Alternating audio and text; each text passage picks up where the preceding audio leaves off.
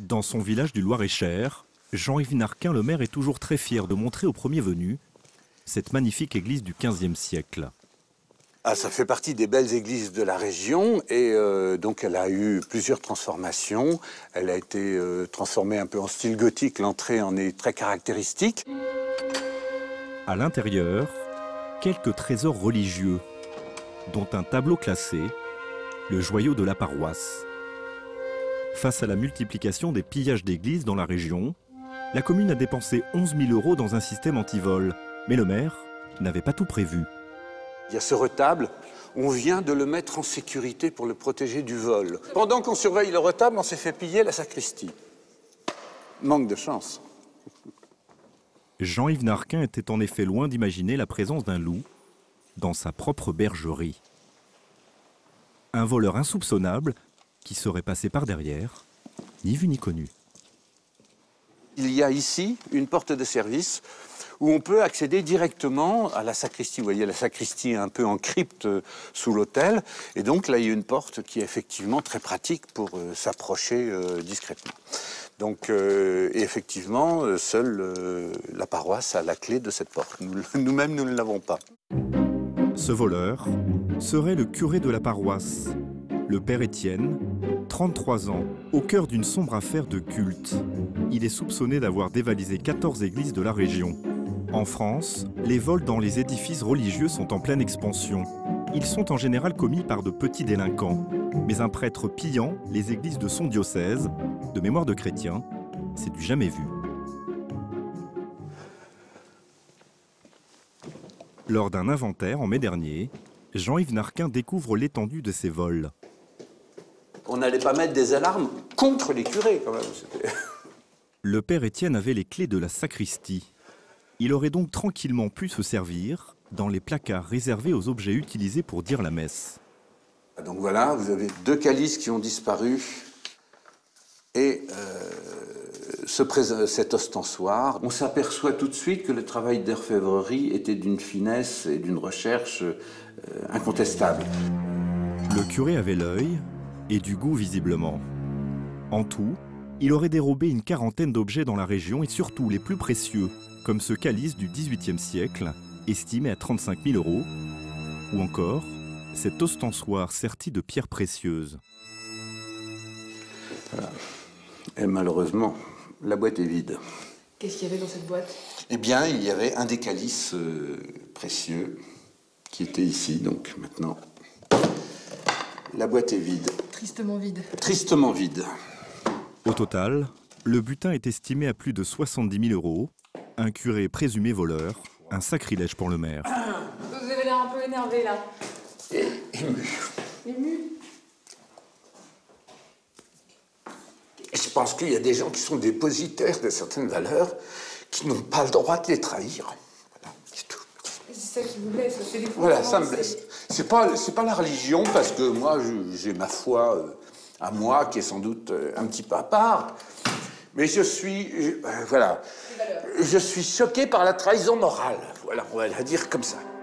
Un maire choqué face au comportement supposé d'un prêtre pourtant dépositaire de la morale et des valeurs chrétiennes et issu d'une communauté traditionnaliste. La communauté Saint-Martin, née en 1976, est installée à Candé-sur-Beuvron. Elle forme des prêtres à qui les évêques confient des paroisses, des sanctuaires ou d'autres apostolats. Ordonné prêtre en 2003, le père Étienne a été formé au sein de la communauté Saint-Martin, aux règles de vie très strictes. L'avenir de nos paroisses. Le père Anne-Guillaume est lui aussi rattaché à cette fraternité. Il officie aujourd'hui dans le même diocèse qu'Étienne.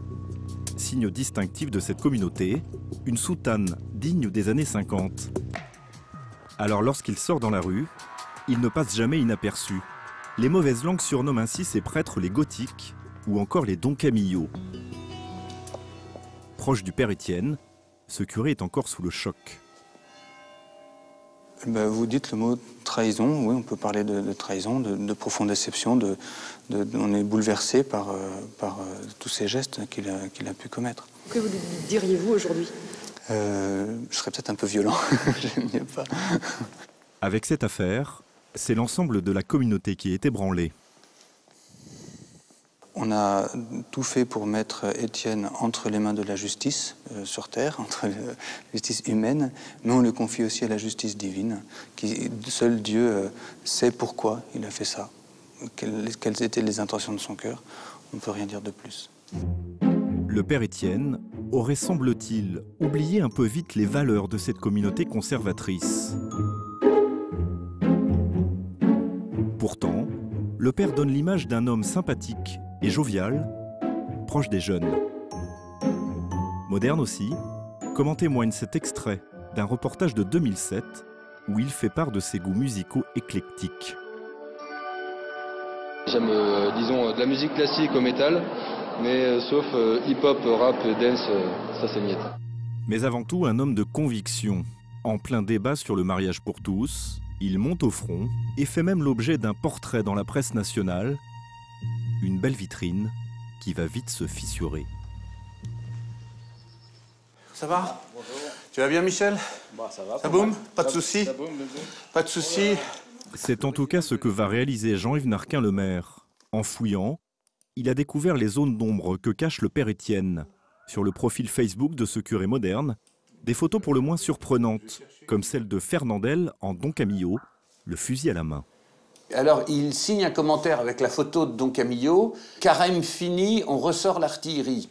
C'était un prêtre un petit peu à part. Il avait un style de vie, il avait des fréquentations, il aimait bien s'amuser, faire la fête, jouer au PMU, des choses comme ça. Donc c'est vrai qu'il était un peu décalé.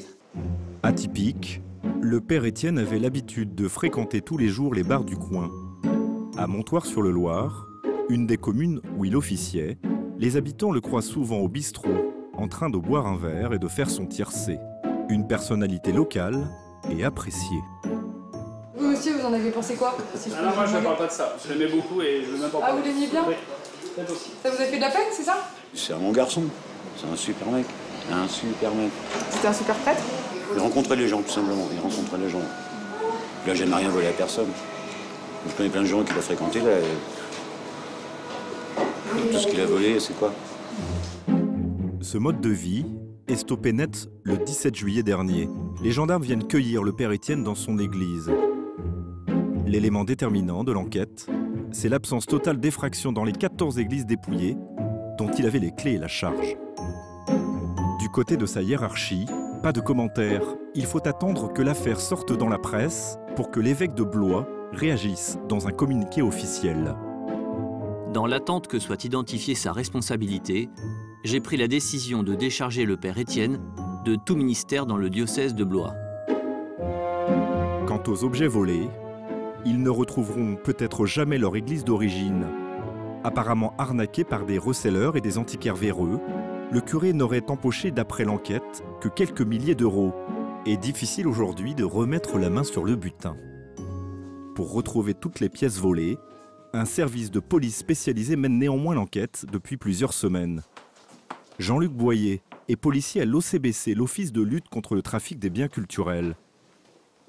Sur la base de données du service, 90 000 objets d'art volés à travers toute la France et minutieusement répertoriés. Parmi eux, des milliers de biens provenant des lieux de culte. Ça, c'est ce qui se vole actuellement le mieux, c'est un calice. On a les calices et les ostensoirs qui se volent facilement. Il y a un marché, on le sait, une demande notamment des Américains. Ils ont des paroisses privées, vous savez, et donc ils sont en demande de biens cultuels et ça part généralement aux États-Unis. Ou bien ça peut être volé pour, malheureusement, pour les matériaux. Ils vont fondre le cuivre, ou si c'est de l'or, ils vont récupérer l'or. Vous voyez, il n'y a pas de règle absolue en la matière. C'est très recherché en ce moment. Ça se vole bien. C'est facile à voler, c'est facile à écouler. Pour ne pas entraver l'enquête, ce policier ne souhaite pas s'étendre sur l'affaire du père Étienne. Car dans ce type de dossier, retrouver les objets volés est un travail de longue haleine. Et les pièces dérobées auraient peut-être déjà été écoulées à l'étranger. En liberté, mais sous contrôle judiciaire, le père Étienne, lui, n'a pas quitté le territoire. C'est en Vendée, dans le fief familial, qu'il aurait trouvé refuge. Un dimanche matin, à Saint-Florent-des-Bois. Dans l'église de ce petit village vendéen, le père Étienne a officié pendant quelques mois sous l'autorité du curé en place.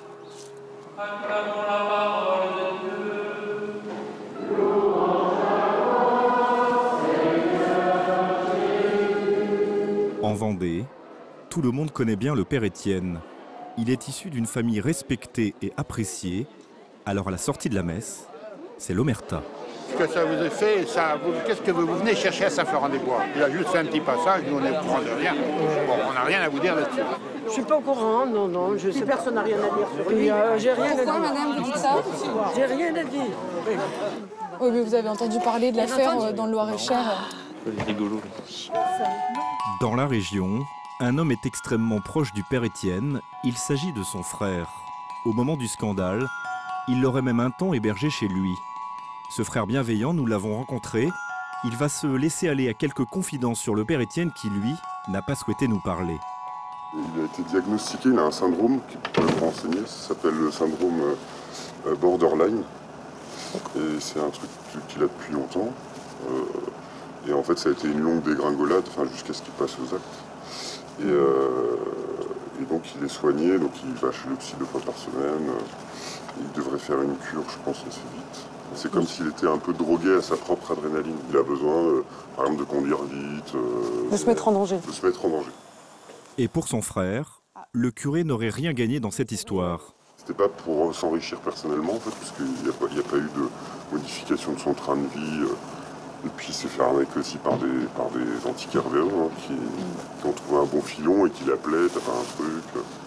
Et lui, ça lui brûlait les doigts, donc en fait il prenait un truc dans une sacristie, puis il le revendait dans la minute, quoi. Comment il a vécu l'arrestation? Est-ce que c'était en juillet, si je ne me trompe pas? C'est-à-dire? C'est-à-dire qu'en fait, je pense que ça fait partie de son problème, en fait. Il avait besoin de se faire arrêter, en fait. Et ça a été un vrai soulagement. Alors après, ça a des implications, il n'a pas fini de s'en rendre compte, hein, mais c'était un vrai soulagement. Il a tout fait pour qu'on le sache. Lors de sa garde à vue, le père Étienne a reconnu les faits. Il attend maintenant son procès. Il risque au maximum 7 ans de prison et 100 000 € d'amende.